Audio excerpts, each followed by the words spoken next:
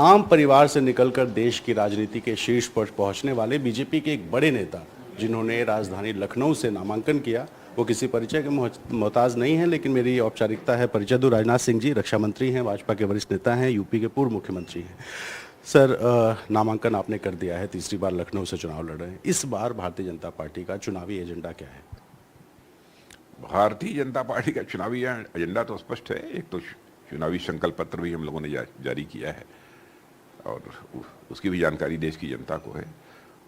भारत को हम एक सशक्त भारत बनाना चाहते हैं, ऐसा भारत जिसमें कि कोई भी भारत का नागरिक गरीब न रहे, आर्थिक दृष्टि से सभी संपन्न हो और कम से कम अपनी जो दैनंदिन की न्यूनतम आवश्यकताएं होती हैं उनको पूरा करने की उनके अंदर ताकत हो, क्षमता हो।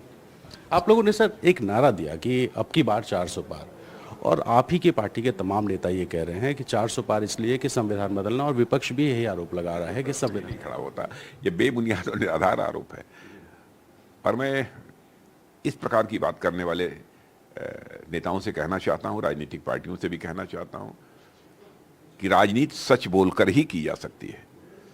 लंबे समय तक झूठ बोलकर और जनता को गुमराह करके राजनीति नहीं की जा सकती है। और सभी राजनीतिक पार्टियों को यह बात ध्यान में रखनी चाहिए। यदि आप जनता को एक बार गुमराह करेंगे तो आगे आप एक्सपोज होकर रहेंगे। आप नहीं देख रहे हैं कांग्रेस जैसी राजनीतिक पार्टी की क्या स्थिति हो गई है इस समय देश में?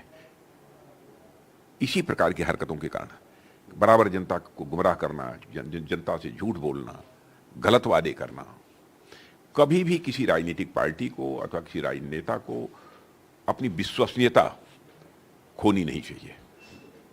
और आपने देखा होगा कि हमारी पॉलिटिकल पार्टी की भी के बारे में भी उसकी एक क्रेडिबिलिटी है, एक विश्वसनीयता है, एक साख है।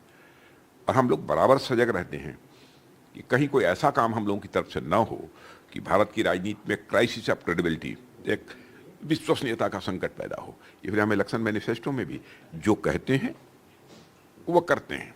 अच्छा सर, 14 का चुनाव बदलाव का चुनाव कहा गया, और आप चूंकि रक्षा मंत्री हैं, 19 का चुनाव जो था उसको कहा गया कि सर्जिकल स्ट्राइक जैसे मुद्दे काम किए।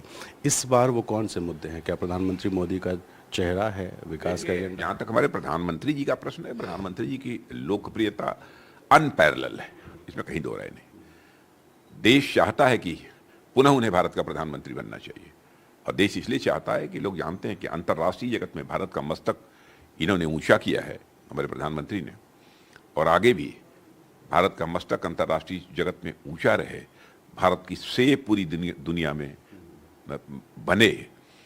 और यह काम यदि कोई कर सकता है तो भारतीय जनता पार्टी और उसके नेता मोदी जी ही कर सकते हैं। इसलिए मोदी जी के प्रति लोगों का विश्वास है, भरोसा। सर, राहुल गांधी, प्रियंका गांधी जी, दोनों लोग के बारे में चर्चा है यूपी से लड़ सकते हैं। चूंकि आप लखनऊ से हैं, बगल की सीट से प्रियंका जी पहली बार चुनाव लड़ सकती हैं। इंडिया अलायंस को किस तरह का एक कंटेंडर आप देखते हैं इस बार एनडीए का? नहीं, लड़ना चाहते हैं तो लड़ना चाहिए। देर क्यों कर रहे हैं? विलंब क्यों हो रही है? यहाँ से लड़ना चाहते हो लड़ें। भारतीय जनता पार्टी लड़ने को तैयार है। इस बार 80 पार का नारा है, कितना यकीन है? क्योंकि पहले और दूसरे फेज में कहा जा रहा है सर कि बहुत नुकसान है। कोशिश हमारी यह है कि उत्तर प्रदेश में 80 सीटों पर भारतीय जनता पार्टी विजय प्राप्त करे। प्रयत्न तो यही है।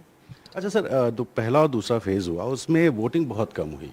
कहा जा रहा है कि वोटर्स में उत्साह उतना ज़्यादा नहीं देखा जा रहा जो 2014-19 में था।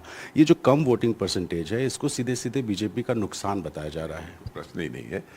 एक तो गर्मी का भी असर है थोड़ा बहुत, और इसके अलावा मैं मानता हूं कि जो लोग प्रतिपक्ष को समर्थन देने वाले हैं उनके अंदर हताशा और निराशा की स्थिति इस समय है, क्योंकि वो भी ये मानकर चल रहे हैं कि भाई अब भारतीय जनता पार्टी को ही एकदम क्लियर मेजॉरिटी, बम्पर मेजॉरिटी मिल रही है और मोदी जी भारत के प्रधानमंत्री बनेंगे। इसलिए जिस उत्साह के साथ अपोजिशन के जो मतदाता हैं उनको करना चाहिए, वो नहीं कर पा रहे हैं। दो छोटे सवाल। आप गृह मंत्री रह चुके हैं। एजेंसीज के दुरुपयोग का आरोप भारतीय जनता पार्टी पर बहुत गंभीरता से विपक्ष बुनियाद और निराधार आरोप है। मैं समझता हूं कि यदि एजेंसी कुछ गलत करती हैं तो लोग अदालत की शरण ले सकते हैं। अदालत उनको क्यों नहीं रिलीफ दे रही है? क्या अदालत हमारी दबाव में है? अच्छा सर, आखिरी सवाल। जनता की आंखों में बार बार धूल झोंक कर राजनीति करना, इससे बचना चाहिए विपक्ष को। आखिरी सवाल, नीरज सिंह जी को आपने जिम्मेदारी दे रखी है, बीजेपी के नेता हैं लखनऊ में, कितना टेंशन कम कर देते नीरज जी?